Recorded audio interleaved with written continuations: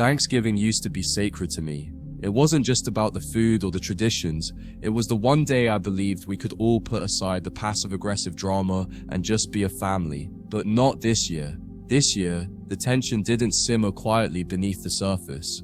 It boiled, out in the open, bubbling through fake smiles and cold glares. I knew something was off the moment I walked in the door and my sister Claire didn't hug me, just a stiff nod and an uncomfortable silence. Everyone else followed suit. No one asked about work, life, or how I'd been. It was like I'd walked into a room of strangers, dressed in familiarity. Claire had always been the golden child. She played the role perfectly, charming when it benefited her, ruthless when it didn't. Over the years, I had slowly faded into the background of family dynamics, especially after I refused to co-sign on her second mortgage. That was the moment I became selfish in their eyes.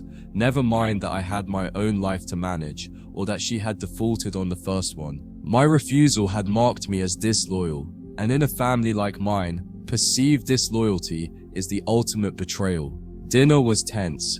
Every time I tried to speak, someone would interrupt. Claire made a comment about how some people always find a way to make everything about them. I said nothing, just quietly passed the mashed potatoes and smiled.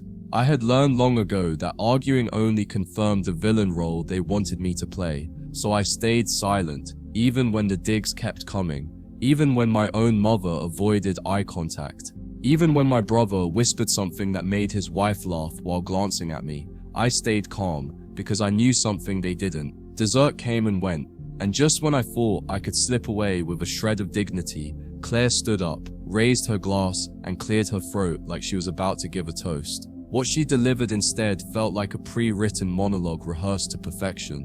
This year, she said sweetly, "We've decided to do something different. As a family, we took a vote." She looked around at the nodding heads, and we agreed, "You're not part of this family anymore." For a moment, no one moved. Then, like some twisted sitcom scene, people began to clap. My aunt, my cousins. Even my own father gave a slow nod of approval. Claire beamed, as if she had just solved world peace. "You don't contribute. You don't support anyone but yourself. You always act like you're better than the rest of us." I just stared. Not shocked, not angry, just deeply, deeply disappointed. And then I laughed. Not loud, not sarcastic, just a soft, dry chuckle that cut through the noise like a knife. Claire's smug expression twitched.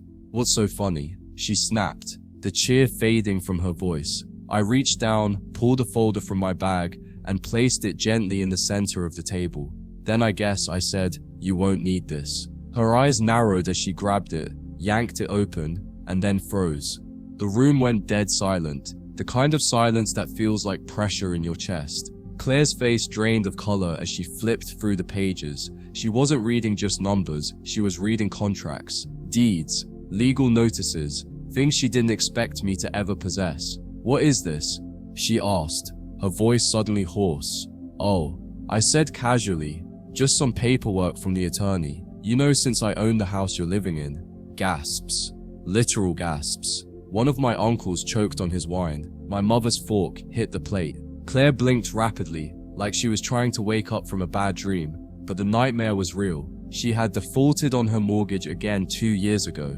I bought the property at auction through an LLC, let her keep living there, rent-free, because I didn't want to see her daughter, my niece, homeless. Never told anyone, never used it against her, until now. Claire looked at me, her voice shaking. You can't just evict you," I interrupted, calmly. "I can, legally, but I won't. Not unless you keep talking." That was the moment her confidence cracked like glass. She dropped the folder onto the table like it was poison. Suddenly, everyone's cheerful holiday faces were hollow masks. My father stared at his plate. My mother looked like she might faint. The silence was heavier than any applause. Claire didn't say another word. Her face was frozen in a cocktail of rage, embarrassment, and disbelief. The confidence that had fueled her public betrayal just moments ago had evaporated.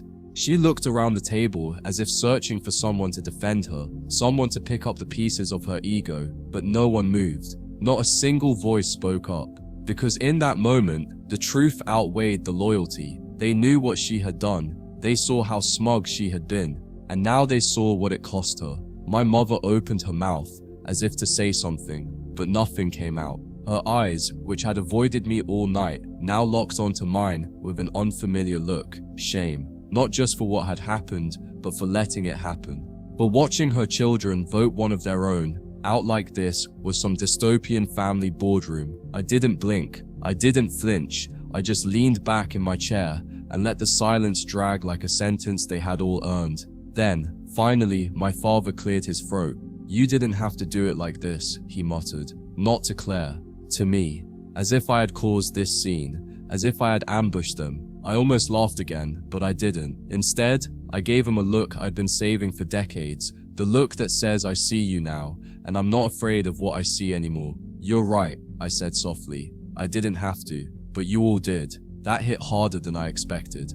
Because for once, they didn't have a snide remark or a whispered joke. They just sat in the quiet mess they'd made. Claire stood up like she was about to storm off, but her legs were shaky. She grabbed the folder, clutching it like a grenade that might go off at any moment. "This is cruel," she hissed, eyes brimming with tears. "This is disgusting." I raised my eyebrows. "Is it?" I asked. Because from what I remember, 10 minutes ago you were celebrating my exile, calling it a family vote. I just wanted to make sure the people doing the voting understood what they were really voting against. Her mouth opened, but she had nothing. The Queen had been checkmated. Her husband finally spoke, for the first time all night. "Claire, did you really not know?" His voice was quiet, like someone watching a bomb detonate in slow motion. She looked at him, stunned. Of course I didn't know. Why would he keep that from me? I smiled politely. Because Claire, unlike you, I don't flaunt my leverage. I protect the people I care about, even when they don't deserve it. Until they decide I'm not family. Her expression twisted, and for a moment I saw the panic rise. Not because she was sorry, but because the consequences had finally arrived. From the far end of the table, my cousin whispered, "Wait, how long have you owned it?" I turned my head toward her. "Almost 2 years. Since she missed her second payment and the bank auctioned it off." I stepped in quietly to keep my niece in a warm bed. I never planned to say a word about it, not until tonight. That was the moment my aunt gasped and muttered, "Oh my God." Because it wasn't just about the house, it was about everything it symbolized. I had spent years protecting the family quietly, and they had spent years mocking the one person who never retaliated, until now. The tension was unbearable. Claire looked like she might explode. My mother looked like she might cry. My father just sat there, finally realizing the weight of what he allowed to happen. I pushed my chair back slowly and stood up. "I'll let myself out," I said. "And don't worry, I'll leave the keys in your mailbox tomorrow. You can stay in the house. I'm signing it over to your daughter. She shouldn't pay for your choices." Claire's mouth fell open again, and her husband actually put his hand on her shoulder, as if to keep her from collapsing. That's when I knew I had finally said everything that needed to be said. I walked out without looking back. The air outside was crisp, cold, honest. I could still hear the muffled shock inside the house as I stepped into my car, the same car Claire had once mocked for being too modest compared to her least luxury SUV. I didn't care. I never cared about showing off. I cared about peace, about dignity, and that night I had finally reclaimed mine in full, without rage, without revenge, just facts, timing, and the calm execution of truth. I drove home with the windows down, not because the cold didn't sting, but because it reminded me I was alive. I hadn't just walked away from a dinner. I had walked away from years of being diminished, ignored, guilt-tripped. I could breathe again. For the first time in a long time, I wasn't trying to earn their love. I wasn't begging for a seat at a table that didn't deserve me. I had given them one final gift, truth, without apology. That night, I sat in my quiet apartment, thinking about everything that led up to that dinner. The childhood arguments, the silent treatment, the way Claire always got bailed out, praised, defended, no matter how reckless she was. And me? I was always the difficult one. The too serious sibling, the one who was bad at family. Maybe I was, or maybe I just stopped performing when I realized the applause only came if I stayed small. That night proved it. The moment I stood tall, they squirmed. I got a text from my niece the next morning. Just a simple, "Thank you." I didn't respond right away. I didn't need to. I wasn't looking for approval. I did what I did for her, so that when she looks back at this moment years from now, she knows someone fought for her, even when the adults around her acted like children. That's the thing about legacy. It isn't built through speeches or dinners. It's built quietly, in decisions that protect the innocent and expose the toxic. Over the next few days, word spread. I got a call from my cousin, one of the quiet ones at dinner. He told me, "I wish I'd stood up and said something." I told him, "You didn't need to." The silence spoke volumes, and it did. Every face that avoided mine that night confirmed what I'd known for years. I wasn't one of them. Not because I didn't try, but because I refused to be manipulated into silence. I loved them, I forgave them, but I wouldn't shrink to fit into their box again. Claire didn't reach out, neither did my parents, and that was fine. Let the silence sit with them for once. Let them feel what it's like to be dismissed without explanation, but I wasn't cruel. I made sure the house was legally signed over to my niece. The paperwork was delivered. No tricks, no strings, just a clean, quiet transition of ownership. I wanted nothing from Claire, not even her gratitude. I just wanted to be done. Weeks passed. Then one day I received a card in the mail. No return address. Inside was a handwritten note. "You didn't have to go that far. You humiliated me.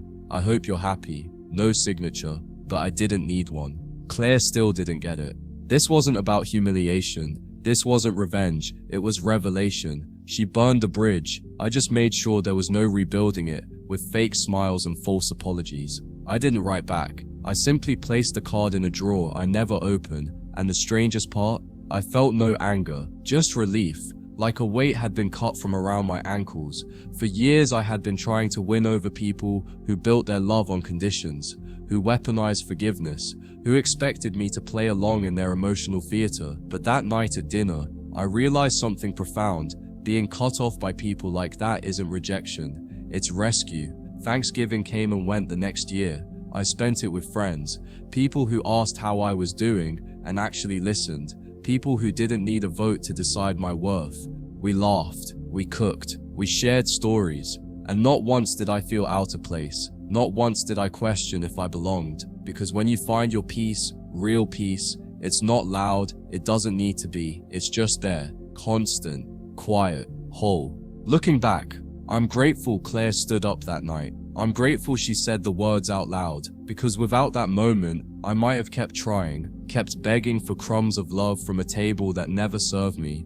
Her cruelty gave me clarity, and that folder, that wasn't revenge. That was the full stop at the end of a long, messy sentence I never got to write until now. And when the day comes that they finally understand what they lost, it won't be because I screamed it. It'll be because they looked around and realized the only person who ever showed up for them in silence was gone. Not bitter, not broken, just gone, and better.